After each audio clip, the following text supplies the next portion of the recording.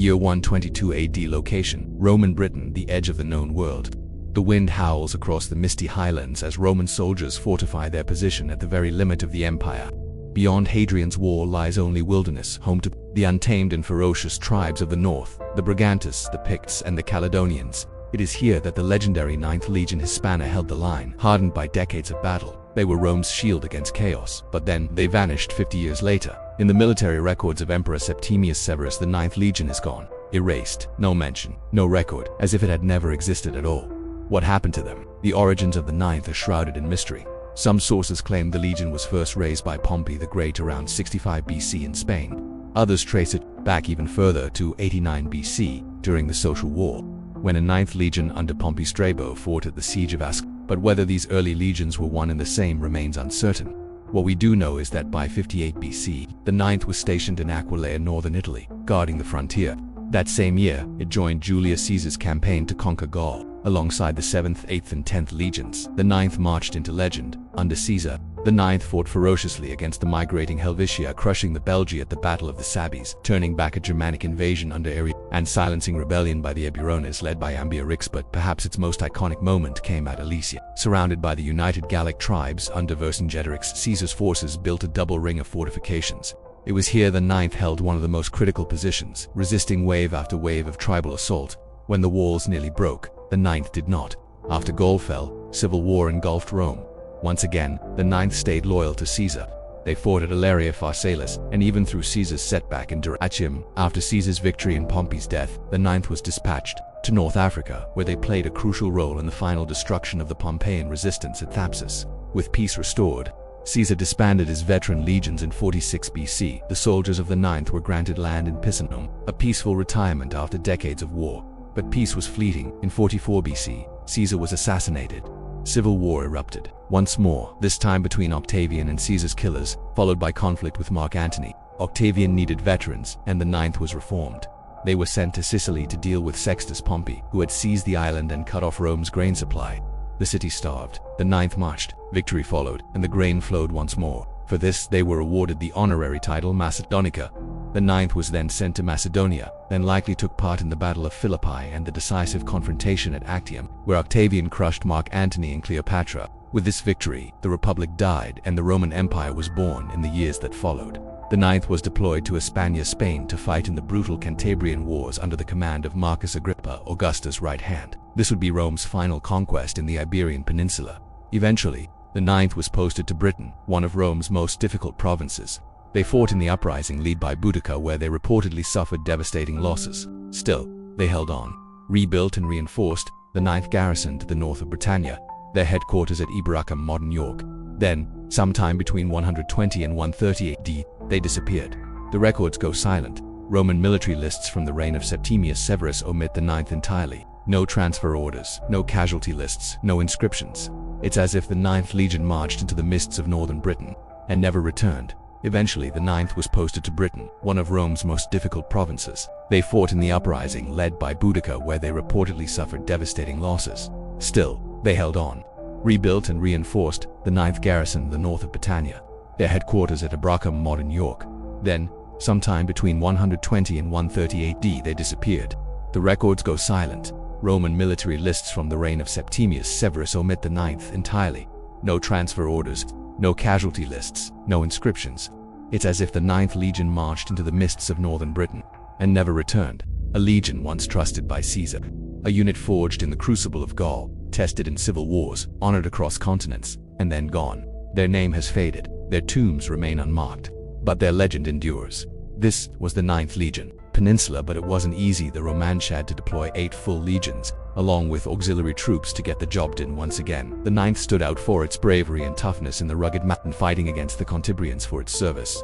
It earned a new honorary title, Hispanus, meaning Theon in Spain, over time that Washington to Hispana. The Spanish Thelegion had one more cognomen, Triumphalis, but it's unclear where it came from. After Augustus died, the 9th was sent back to Panonia, where it helped guard Danube frontier against the Germanic tribes. But not long after, the legion was sent to North Africa to support the 3rd Legion in putting down a Numidian revolt. What made this uprising especially dangerous was its leader, a former Roman auxiliary, Who knew the Roman tactics inside and out. He organized and trained his forces.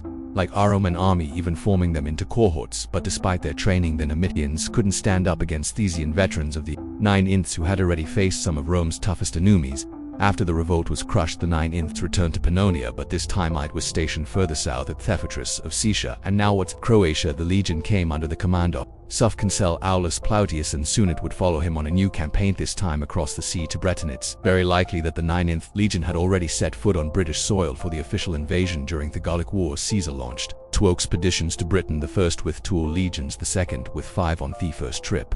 We know he brought These 10th and 10th legions and for Thescond. The exact units aren't recorded, but it's safe to assume that Caesar took his most trusted and battle-hardened legions. The 9th, given its record, was probably among them in 43 AD. The 9th returned as part of Rome's full-scale invasion of Britain. It landed alongside the 2nd Legion Augusta, the 14th Geminina, and the 12th Valiera. The Roman forces quickly defeated the Briton led by Atticus and Teutonius in battles at the Medwand. The Thames. These early victories allowed them to capture a larger territory and secure supply lines with help of local tribes. With a firm established, the Romans began expanding their control. The 20th Legion stayed behind to hold the center, where the 9th under Aulus Plautius marched at north. The 14th headed northwest, and Thescand, led by the future Emperor Titus Flavius Vespasian, moved southwest. The fragmented Celtic kingdoms couldn't put up an organized resistance against Rome's military machine. On top of their superior training and equipment, their Amons relied heavily on their navy, which supplied the legions by moving along the coasts and major rivers. Before long, more than 20 Celtic kingdoms had submitted to Roman rule. To tighten their grip on the new territory, the Romans built a series of forts, many of which eventually grew into modern British towns and cities. Any place in Britain with Chester in its name was once a Roman military camp or castrum. It was during this time that forts were built in locations that would later become Colchester,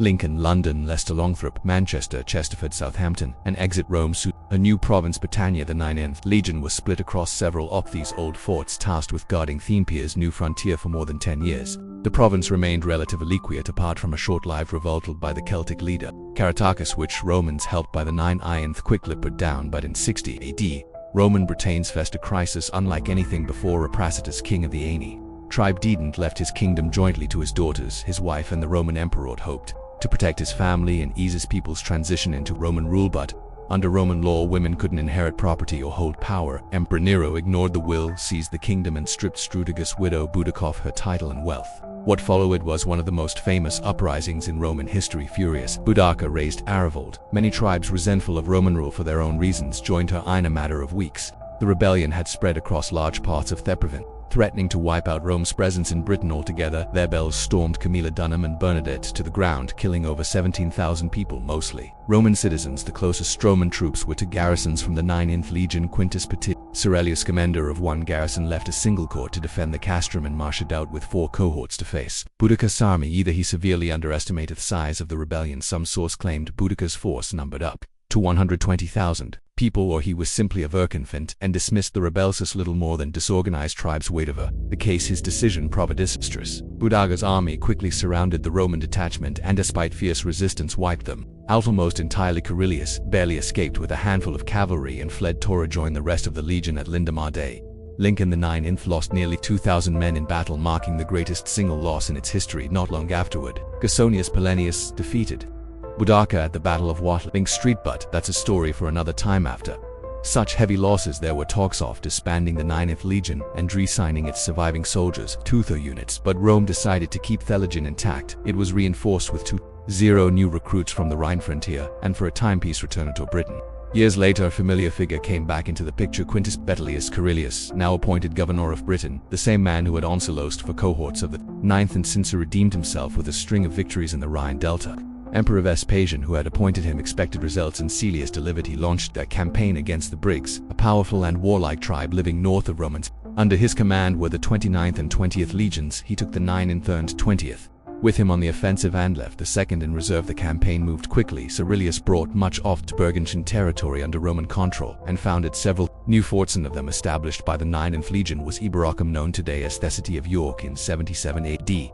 Gnaeus Aelius Agricola was appointed governor of Britain. He had previously served as the legate of the 20th Legion during Cerelius' campaign against the brigands, so he knew the province well. As soon as took office, Agricola launched a new campaign against the northern tribes to secure the vulnerable frontier. During this campaign, the 9th Legion was attacked by a combined force of brigands, Caledonians. The assault was intense. British warriors managed to break into the legion's camp, and the 9th suffered heavy losses.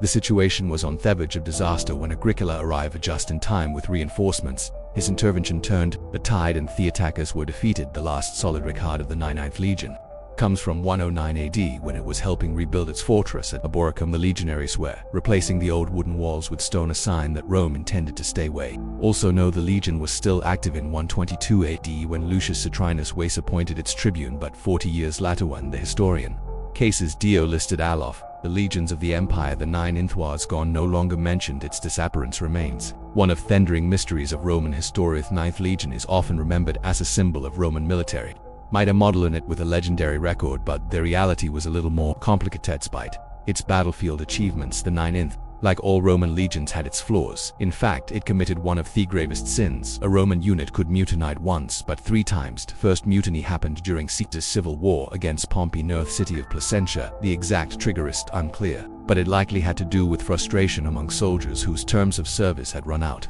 They were demanding overdue pay, the land that they had been promised, and a proper discharge from their perspective. They'd done their duty and earned the right to return home. Their demands weren't unreasonable, but rebellion was such a serious breach of discipline. Later, before Caesar's African campaign, soldiers of the 10th Legion would stage a similar protest on the field of Mars in Rome. At first, Caesar planned to punish the Ninth with decimation, a brutal form of discipline where every 10th man was executed. But instead, he chose to disband the legion in disgrace. That decision shamed the soldiers deeply. They begged to be taken back, and Caesar eventually agreed, restoring the legion and punishing all Ninth ringleaders. The second mutiny came in 14 AD when the Ninth, along with 2 other legions, revolted over poor living conditions. The situation was serious enough that their commander Nero Claudius Drusus ordered the execution of the main instigators, replaced the legates in charge, and scattered the legion sacrists to distant forts to prevent any further unrest. Third mutiny was more unusual. On the eve of the invasion of Britain, soldiers from the Ninth and other legions refused to board their ships. Roman troops were led to the calm, familiar waters of the Mediterranean Mare Nostrum or Arsened. The idea of crossing the open Atlantic terrified them. That's when Tiberius Claudius Nereus, a secretary to Emperor Claudius, took matters into his own hands. He jumped out on one of the ships and started shouting insults at the troops, calling them cowards. Coming from a former Slav, this insult hit hard in Roman culture. Being a slave was seen as permanently degrading, making someone unfit for military service. Ashamed, the soldiers snapped out of their fear. They rushed out the ships shouting Io Saturnalia, a reference to the Roman holiday when slaves and masters switched places for a day. Just like that, the invasion was back in track. But why is the disappearance of the Ninth special?